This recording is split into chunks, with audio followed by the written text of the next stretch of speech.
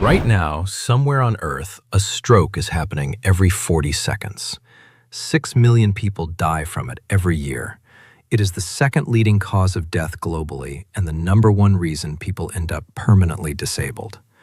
But here's the part nobody tells you clearly enough. In the overwhelming majority of cases, the brain does not go silent without warning. It signals. It sends a message hours, sometimes days, before the catastrophic event. The problem is, nobody taught you what that message looks like. That is what this video is about. Not the stroke itself, what comes before it. Subscribe right now and hit that like button. Dr. Ethan Vale is working toward 1,000 subscribers, and every single one of you can move that number today.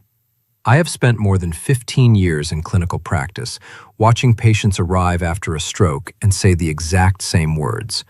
I felt something strange a few days ago, but it passed. I made this video so you never have to say that. What you are about to hear is not what gets covered in a standard 12-minute clinic appointment. There is no billing code for teaching a patient to recognize a transient ischemic attack. The system does not profit from prevention. It profits from treatment. That is not a conspiracy. It is simply how the economics of medicine work. Clinics fill up with people who are already sick, not with people who could have been kept well. The entire purpose of this channel is to close that gap. Most people carry the wrong mental picture of stroke. They imagine it the way movies show it. A person standing, something dramatic happens, they collapse.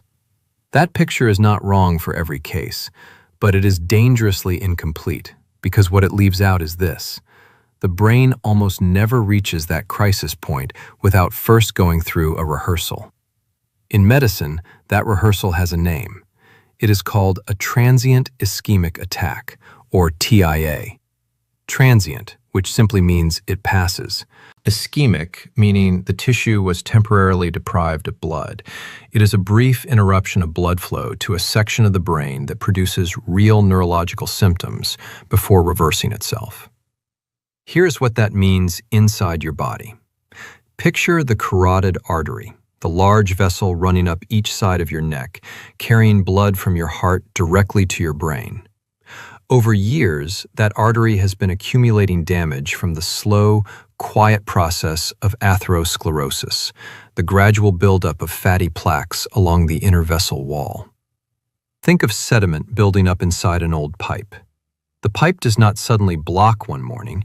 It narrows over years until one day the opening is thin enough that a small disturbance, a plaque fragment breaking free, a brief vessel spasm, is enough to stop the flow entirely, even if only for seconds or minutes.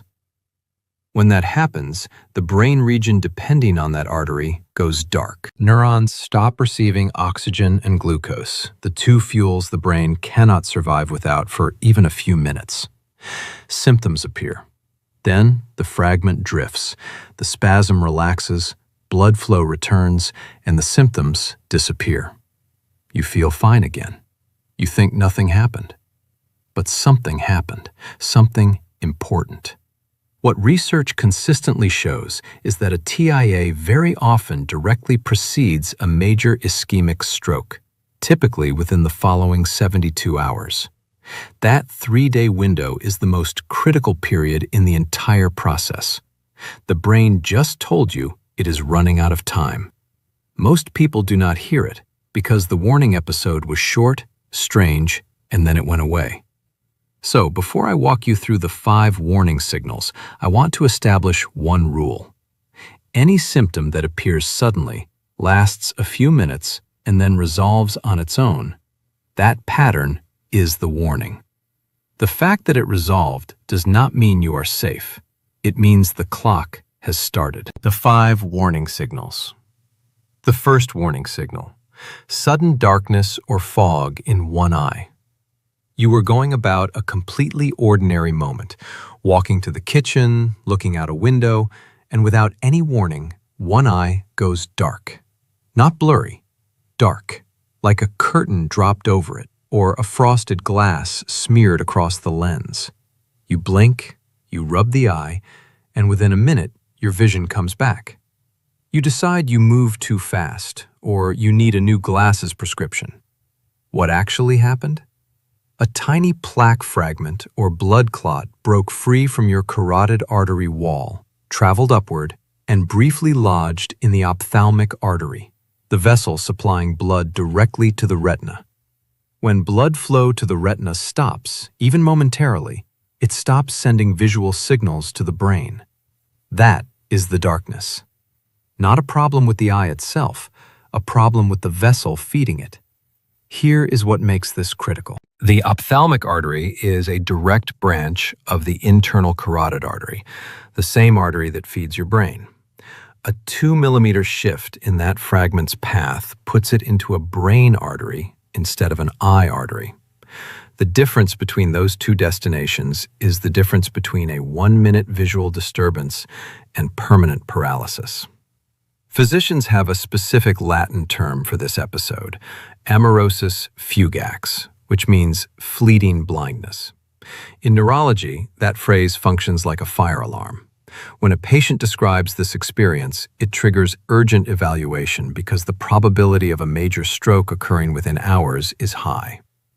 Hospital records consistently show patients who experienced this visual episode 2 or 3 times over several days, dismissed each one, and then suffered a full stroke before ever being evaluated.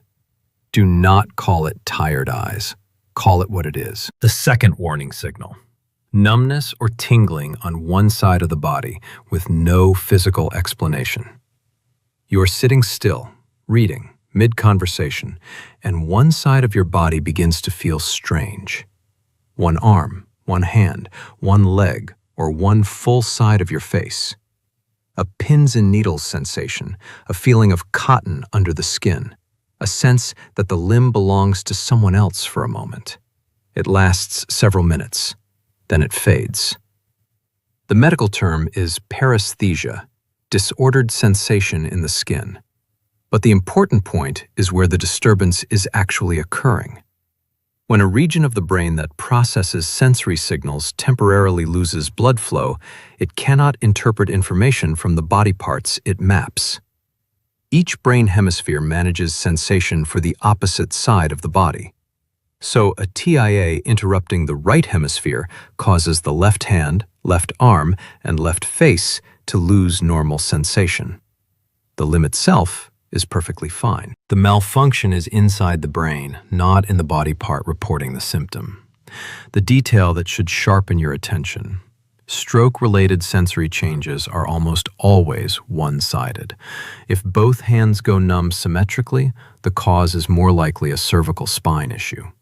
But sudden unilateral numbness, one side, one limb, one cheek, appearing without any mechanical explanation and resolving in minutes, is a classic TIA pattern. It should be evaluated, not explained away. The third warning signal: sudden loss of coordination or violent dizziness with no trigger. You are walking across a familiar room and your foot does not land where your brain told it to. You veer sideways, put your hand out to steady yourself. Or it does not involve walking at all.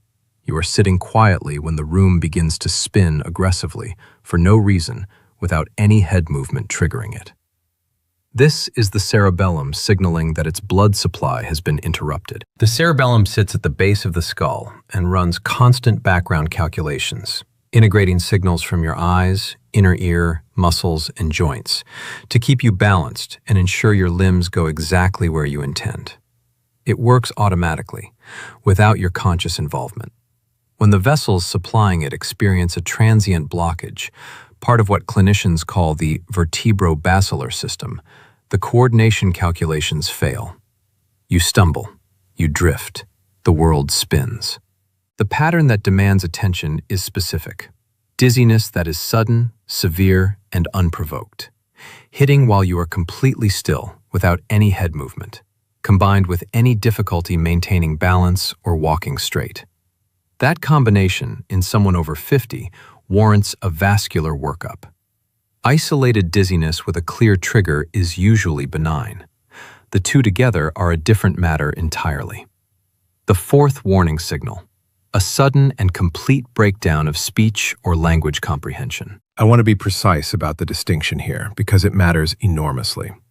Forgetting a word mid-sentence, the name of someone you just saw, the term that was right there a moment ago, is a universal human experience. It is not a stroke sign.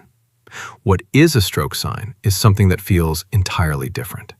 Your speech suddenly disintegrates in a way that you yourself recognize as wrong. Words come out scrambled when your thoughts are clear, or words stop coming at all. You know what you want to say, you can feel the thought, but your mouth will not execute it. Or language coming in from another person stops making sense, as though it switched to an unknown language mid-conversation. These experiences correspond to two distinct brain regions that handle language, both typically in the left hemisphere. When the first area loses blood flow, the person knows what they want to say but cannot produce the words, what clinicians call expressive aphasia. When the second area is disrupted, the person may speak fluently but produce nonsense and may not understand what is said to them, receptive aphasia. In a TIA, either pattern can appear, last a few minutes, and then reverse completely as blood flow returns. Your home alarm going off and then silencing itself does not mean there is no fire in the building. It means you still have time to look for it.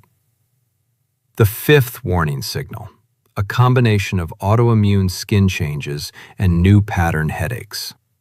This is the one most people have never heard, and the one that earns the most skeptical looks in my office. The skin condition is vitiligo, patches of skin that have lost their pigmentation, turning pale or completely white, most commonly on the hands or face. Vitiligo is an autoimmune condition where the immune system begins targeting the pigment-producing cells in the skin as though they were foreign invaders. The connection to stroke risk is not the vitiligo itself. It is the immune system behavior driving it. When the immune system becomes dysregulated in a way that leads it to attack its own cells, it rarely stops at one tissue type. In many people with vitiligo, the same inflammatory process extends to the endothelium, the microscopically thin lining of every blood vessel in the body, like a smooth, non-stick coating on the inside of every artery. When this lining is healthy, blood flows past without anything adhering. When it is inflamed and roughened by autoimmunity, by high blood sugar, by smoking, or by sustained high pressure, cholesterol deposits form, platelets cluster, plaques develop, and the vessel narrows over time. Vitiligo alone is not a stroke sentence. Many people with vitiligo live long lives without any vascular event. But if a person with vitiligo begins experiencing new headaches, unusually intense or different in character from anything prior, that combination merits a vascular evaluation rather than a wait-and-see approach. The headaches that matter here are not the ones you have had for 20 years and know completely. The concern is a headache that arrives with a new severity, a new location, or alongside any of the other 4 warning signals in this video. That is when it stops being a headache and becomes a data point in a picture that needs urgent evaluation. Now I want to tell you about a patient I will call Gerald, 61 years old, retired engineer, the kind of man who viewed visiting a doctor as something you did when things were truly broken, not merely concerning. Gerald came to me because his wife had forced him into the office. For 2 weeks, he had been experiencing what he called odd moments. 3 times his right hand had gone numb. Not painful, just absent, while typing, while cooking, and once while simply reading. Each episode lasted around 5 minutes. Each one passed. He had told his wife nothing about the first 2. The third happened while she was in the room, and she watched him go pale and sit very still before saying he was fine. He arrived with a self-diagnosis, carpal tunnel syndrome. He had researched the procedure, priced it out, and told me all he needed was a referral. I listened. Then I asked him a question that had nothing to do with his hand. Had he experienced any dizziness in the past month? He paused. Once or twice he had felt wobbly getting up from his desk. attributed it to his blood pressure medication. Had he noticed any vision changes? He hesitated. A few days ago, standing at his kitchen window, his left eye had gone foggy for about a minute. He had assumed he needed a stronger glasses prescription. Gerald did not have carpal tunnel syndrome. He had been experiencing transient ischemic attacks across 2 different vascular territories, meaning interruptions affecting more than one region of his brain simultaneously. That pattern suggests a diffuse vascular problem, possibly originating from the heart rather than a single carotid plaque. We moved quickly. Carotid duplex ultrasound showed significant narrowing in both carotid arteries. Holter monitoring, the 24-hour heart rhythm recording, revealed intermittent atrial fibrillation Gerald had never known about and never felt. His HbA1c came back at 6.8%, diabetic range with no prior diagnosis. His endothelium had been taking silent damage for years. He told me afterward that if his wife had not been in the room for that 3rd episode, he would never have come in. He would have booked a carpal tunnel consultation and waited. Gerald had an outcome that was still good, but he had been 3 episodes away from a stroke that would not have reversed on its own. Now let us talk about what is actually destroying blood vessels from the inside, because this is where the most dangerous myth in cardiovascular health lives. The myth: if my cholesterol numbers are acceptable, I am protected from stroke. Here is why that belief can get you killed. Stroke risk does not live in your cholesterol panel.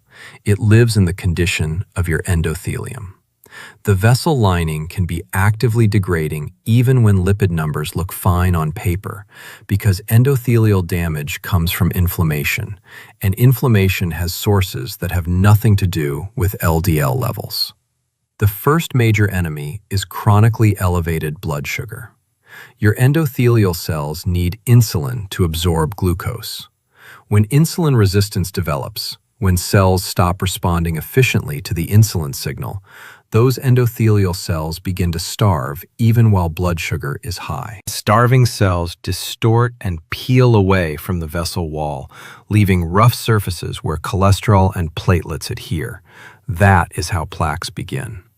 This process starts in the pre-diabetes range, HbA1c between 5.7 and 6.4%, years before any formal diagnosis. Most people in that range do not know they are in it. The second enemy is tobacco. With every cigarette, toxic compounds make direct contact with the endothelial surface, triggering chemical damage and inflammation. Nicotine and carbon monoxide simultaneously make the blood thicker and more prone to clotting. A roughened vessel wall plus blood that clots more easily equals the precise conditions for a brain artery to block. Smokers carry 2 to 4 times the ischemic stroke risk of non-smokers with similar cholesterol and pressure numbers. The cigarette is not a background variable. It is a primary cause.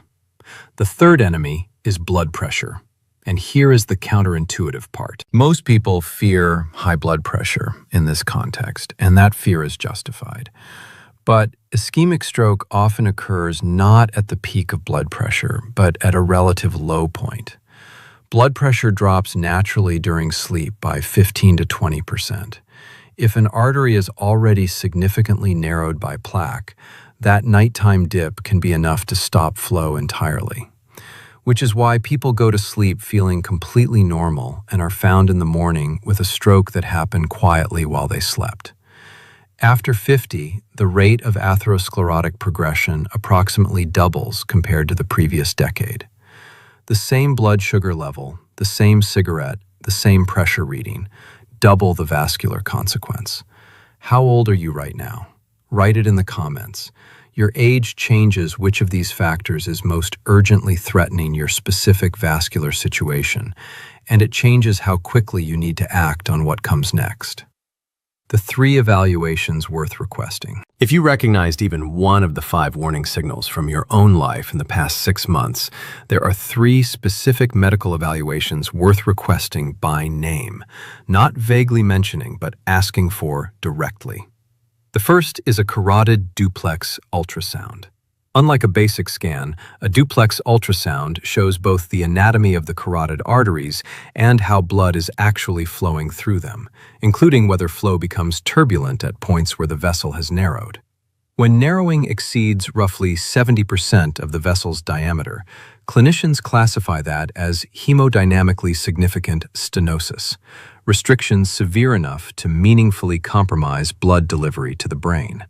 At that threshold, the question is no longer, might a stroke occur someday? It becomes, what needs to happen now? The second is an HbA1c blood test, your 3-month blood sugar average. Below 5.7% is normal. Between 5.7 and 6.4% is pre-diabetic range, meaning blood sugar has been elevated long enough to damage the vessel lining even without a formal diagnosis. At 6.5% and above, the diagnosis is diabetes. If you have never had this test, or it has been several years since you last did, asking for it is one of the highest value requests you can make at a routine appointment. It catches vascular damage in the making before it announces itself as a stroke. The third is Holter monitoring, a 24-hour continuous heart rhythm recording. A standard clinic ECG captures 10 to 20 seconds.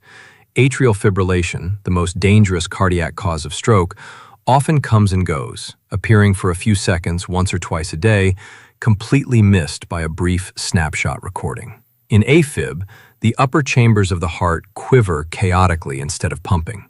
Blood stagnates, swirls, and forms clots that can travel directly to the brain. Many people with AFib feel nothing dramatic, occasional skipped beats at most, blamed on caffeine or stress. The Holter monitor catches what the clinic cannot see. And if AFib is found, anticoagulant medications, when properly prescribed and monitored, can reduce stroke risk in this condition by 60 to 70%. That is not an inevitable outcome. It is a manageable one. Here is what to do after this video ends. First, write down every unusual neurological episode you have experienced in the past 6 months. One eye dimming, a hand going absent, unexplained dizziness, words that came out wrong.